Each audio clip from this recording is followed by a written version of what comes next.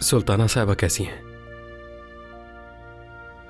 पहले से बेहतर है, लेकिन हम उनकी तबीयत को लेकर काफी परेशान रहते हैं।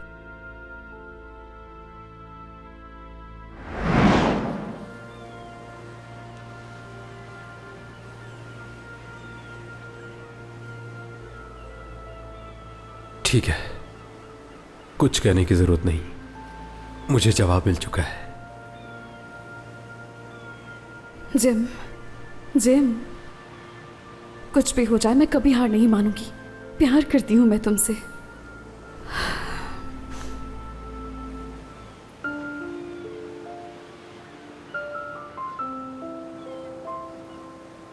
जिम, मैं तुमसे शादी करना चाहती हूँ, लेकिन हमें थोड़ा इंतजार करना होगा जब तक दादी भी ठीक हो जाएंगी। क्या कहते हो?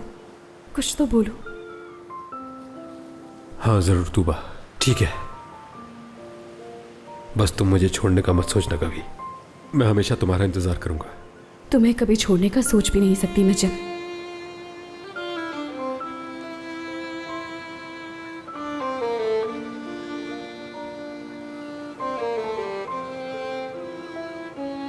हाँ।